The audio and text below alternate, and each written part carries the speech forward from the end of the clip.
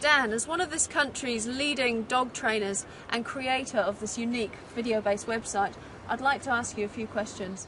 Dan, it seems one of the most difficult issues that face owners is fearful dogs that appear to be afraid of everything in life.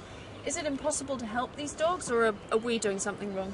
No, the good news is that it's actually very easy to help these sort of dogs. It's pretty straightforward and simple when it comes to fearful dogs. The sad thing is that most people, most owners are actually doing so much wrong. It's actually quite sad. I mean, most owners who have fearful dogs, or many owners who have fearful dogs, are the kindest, most gentlest people who want nothing else than to help their little dogs become confident dogs, but they're doing so much wrong. What sort of things do we do wrong as owners that may make it worse for these dogs? There's so many things, but I was chatting to somebody today who was talking about the past, the history, where the dog had come from. I think it might have been abused. I mean, this dog, believe it or not, is actually scared of plates and cutlery. Oh. And I had to say to her, look, I almost guarantee your dog has not been abused with plates and cutlery. That's not how it works.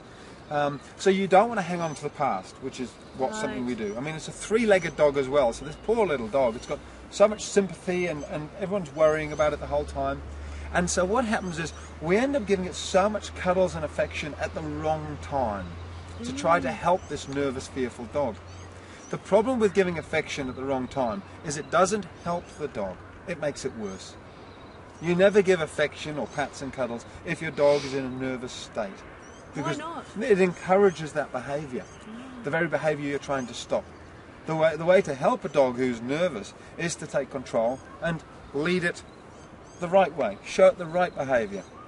So what would we do? I mean, instinctively, a child who is upset or fearful, you'd pick them up and cuddle them, and we shouldn't do that with our dogs? No. Okay. And that's because a child is essentially, it's a human.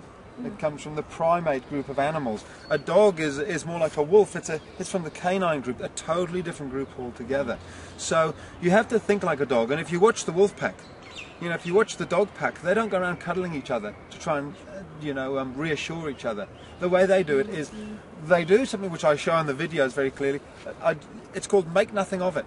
It's all about showing your dog there's nothing to worry about over there by making nothing of it. And there's some wonderful videos there where I demonstrate, regardless of what it is your dog is fearful of, you want to be showing it the correct way to behave. Now, of course, you do have to be the pack leader first. If you're not the pack leader, your dog doesn't take the least bit of notice of you. For this, again, you establish yourself as the pack leader with the 5 golden rules, which are clearly shown in the pack leader section. Once you put those in place, then, and only then, you're in a position to start showing your dog that's not a problem, the dogs aren't a problem, the paraglider's not a problem, the people in the wheels, on the skateboards or the bicycles aren't a problem. Whatever it is your dog's scared of, people aren't a problem, but you have to be the pack leader first, and then you pretty much walk on by and ignore the thing, and dogs will follow and learn and gain confidence from a pack leader who's ignoring something. But if you're not the pack leader, they won't take any notice of what you're doing. So Dan, it's really about focusing on what you do want, not focusing on what you don't want. Yeah, that's right.